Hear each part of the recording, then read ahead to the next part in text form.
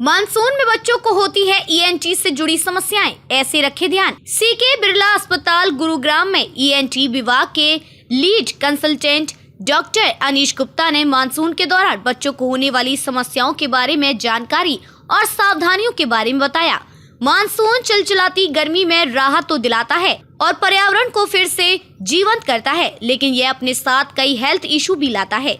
खासकर स्कूल जाने वाले बच्चों के लिए इस दौरान काफी परेशानी होती है।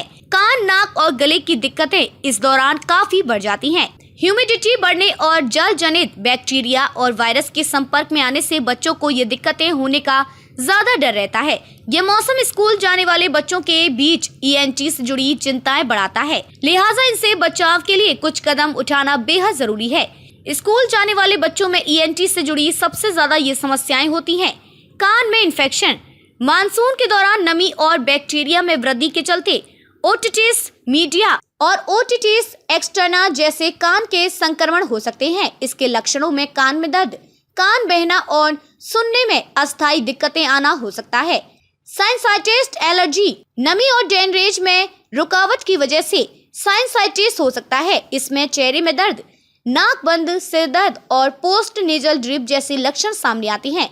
गला सूखना और टॉन्सिलाइटिस। मानसून के दौरान वायरल और बैक्टीरियल इन्फेक्शन के चलते गला सूखना और टॉन्सिलाइटिस के मामलों में बढ़ोतरी हो जाती है। इसमें गले में दर्द, चबाने में परेशानी और सूजन वाले टॉन्सिल हो जाते हैं। इन सब लक्षणों को दिमाग में रखते हुए माता पिता अपने बच्चों को मानसूनी बीमारियों से बचाने के लिए ये सावधानी बरतें। सफाई का ध्यान। बच्चों को स्वच्छ रहने के लिए कहें। अच्छे से हाथ धुलवाएं, हैंड सैनिटाइजर का उपयोग करें और गंदे हाथों से बच्चे अपना चेहरा ना छू पाएं। भीगे नहीं। मानसून में बारिश होती है और बच्चे इसमें नहाते हुए मस्ती करते हैं। आप ये सुनिश्चित करें कि बच्चे छाता या रेनकोट साथ लेकर चलें और बारिश में भीगे नहीं। गीले जूते या कपड़े तुरंत चेंज करें। स्ट्रीट फूड से बचें और साफ पानी पिए। बच्चों को बाहर का फूड खाने से रोकें और फिल्टर पानी के अलावा कोई पानी ना पीने दें। इससे गैस्ट्रोइंटेस्टाइनल इन्फेक्शन होने का खतरा नहीं रहेगा, जिसकी वजह से ईएनटी समस्याएं हो जाती हैं। आसपास सफाई रखें। अपने लिविंग एरिया को लगातार साफ करते रहें। बेडरूम, बाथरूम और खेल की जगहों को भी साफ रखें ताकि धूल, मिट्टी और अन्य एलर्जी वाली चीजों से बचा जा सके। Allergen control. धूल और पोलन एलर्जी से ईएनटी की समस्या तेजी से बढ़ने का डर रहता है, इसलिए इंडोर वातावरण को धूल मुक्त रखें और जरूरी हो तो एयर प्यूरीफायर का उपयोग करें और पिक पोलन टाइम के दौरान खिड़कियां बंद रखें। कैसे किया जा सकता है इलाज? एंटीबायोटिक। बैक्टीरियल संक्रमण के मामले में अच्छे डॉक्टर से एंटीबायोटिक दवाई लें जो ईएनटी रोगों के खिलाफ कारगर हो। नाक की सफाई। नेती पॉच या नेजल स्प्रे से नाक की सफाई करें और उसकी रुकावटों को खत्म करें। इससे साइनसाइटिस रोकने में मदद मिलती है। हालांकि यह सब एक डॉक्टर की देखरेख में ही करना चाहिए। सर्जरी।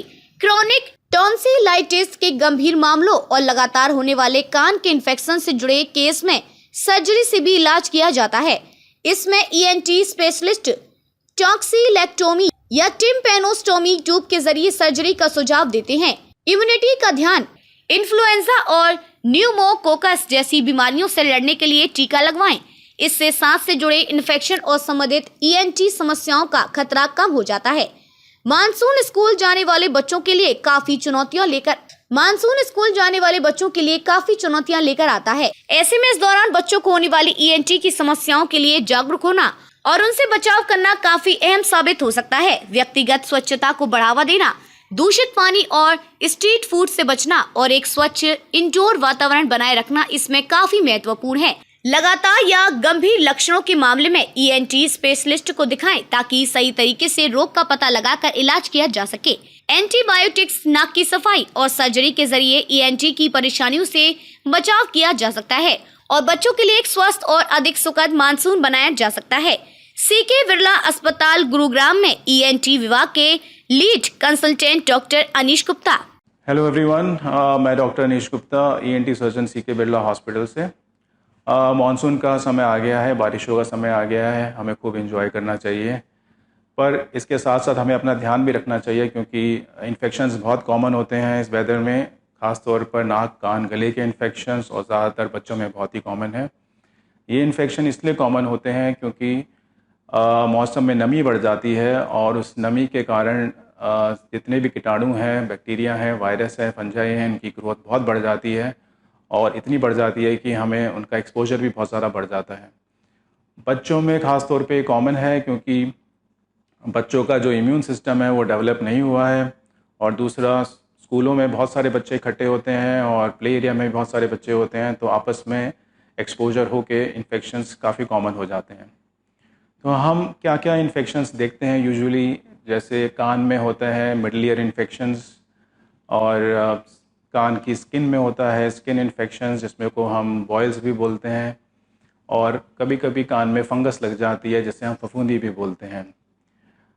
नाक के इन्फेक्शन मोस्ट कॉमन है साइनस का इन्फेक्शन, जिसमें नाक में से पीला या हरा बलगम आ जाता है और सर में और फेस पे दर्द रहता है।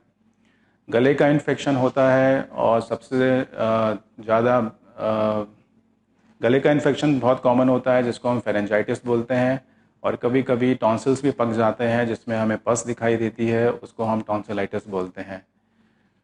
तो हमें घर बैठे क्या कर सकते हैं कि हमें इन्फेक्शन कम से कम हो या बिल्कुल भी ना हो, तो कुछ स्टेप बताना चाहूँगा मैं। तो 4 चीज़ों का ध्यान रखना है कि हमें एक तो अपने आप की सफाई रखनी है, हमें अपना सराउंडिंग्स की सफाई रखनी है, हमें अपनी हवा की सफाई रखनी है, और कुछ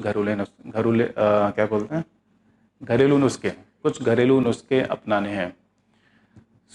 हम अपनी कैसे सफाई रख सकते हैं, हम अपना हाइजीन को कैसे ध्यान रख सकते हैं। सबसे पहले तो हमें अपने हाथ को बार बार धोना चाहिए। सेकेंडली, हमें अपने फेस को, नोज़ को, ईयर को कभी भी टच नहीं करना चाहिए।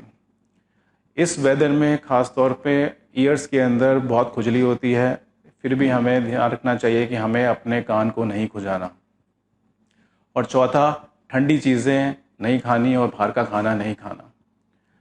सेकेंड स्टेप में हमें अपना सराउंडिंग कैसे क्लियर करने हैं, कैसे साफ़ रखने हैं, उसके लिए हमें डिसइंफेक्शन या फिर किस तरह केमिकल यूज़ करते हैं ताकि हमारा जो बेडरूम का एरिया है, प्ले रूम का एरिया है या फिर हमारा ड्राइंग रूम है, बिल्कुल साफ़ रहे ताकि ये कीटाणु और जर्म्स बिल्कुल ना पनप सकें। हमारे हवा को कैसे क्लीन करें, हमारी हवा जो होती है मेन सोर्स होती है इन्फेक्शन का, तो और जो इससे हमारी एलर्जीज़ भी बढ़ती हैं।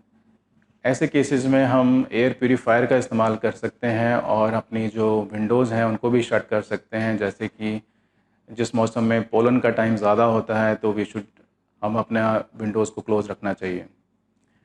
और कुछ घरेलू नुस्खे हैं, जैसे कि हमें अगर नाक या साइनस में कुछ इन्फेक्शन हो रहा है, साइनसाइटिस हो रहा है जिसमें ज़्यादा बलगम बन रहा है नोज़ के अंदर, हम जलनीति का प्रयोग कर सकते हैं। इसको हम नेज़ो वॉश भी कहते हैं। उसके अंदर हम सलाइन वाटर यूज़ करते हैं, नमक का पानी यूज़ करते हैं, नीति पॉट के थ्रू यूज़ कर सकते हैं, और बाज़ार में भी सलाइन के स्प्रेस मिलते हैं। जैसे कि ये एक स्प्रे है एग्जांपल के तौर पे, ये एक कैनिस्टर है, बॉटल है, इसका ये नोज़ल है, इसको हम बहुत इजीली यूज़ कर सकते हैं। इसका मैं तरीका समझा देता हूँ कैसे बहुत सिंपल यूज़ करना है, गलत तरीके से नहीं यूज़ करना चाहिए इसको।